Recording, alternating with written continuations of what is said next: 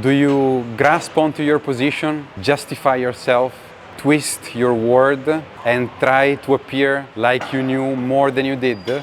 Or do you plainly admit, yeah, you're right, I was wrong about this, and take it humbly? The first approach keeps us prisoners of our ego. It makes our confidence fragile because it only exists when we feel in control.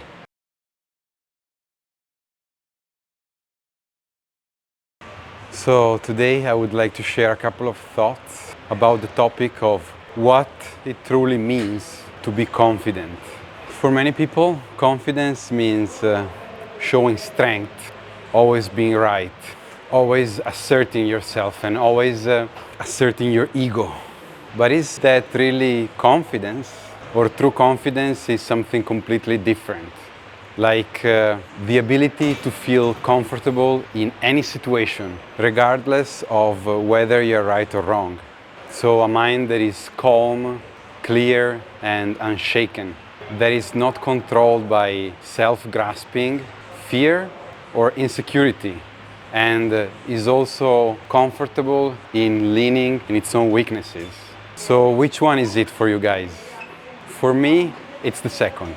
I like to think it's the second. And in order to develop it, there are two main components.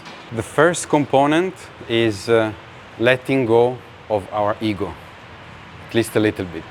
I feel that one of the biggest obstacles to confidence is clinging too tight to our ego.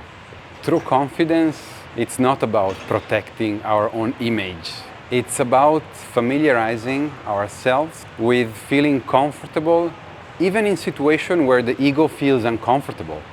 This doesn't mean deliberately seeking embarrassment or putting ourselves in humiliating situations. Life naturally provides plenty of these situations, and each situation in which the ego feels threatened can be an occasion to develop confidence. Let's make an example, something that it actually happened in my personal experience. Like, I've already said this one in a previous video, I think. I'm out with friends, I'm having fun. Maybe I drank a little bit too much and I have a weird interaction with one of these friends. Maybe I say something that offends him. Maybe there is a misunderstanding, but after this interaction and after that night, I find myself thinking, what must that person be thinking of me right now? And the first instinct is to push that feeling away by directly remedying to that situation. Maybe writing a message to seek confirmation that everything's all right, or other compulsive solutions. But what if instead I simply accepted that? I accept that I feel that way, I accept that I don't know what the other person is thinking about me, and I accept that my ego is feeling hurt in that moment. And I accept the sensation, I leave it there, burning.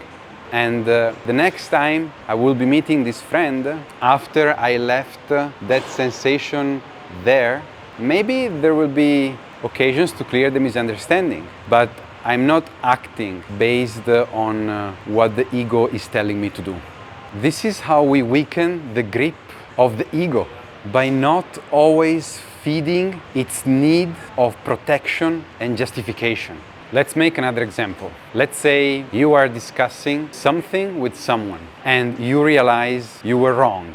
Do you grasp onto your position, justify yourself, twist your word and try to appear like you knew more than you did?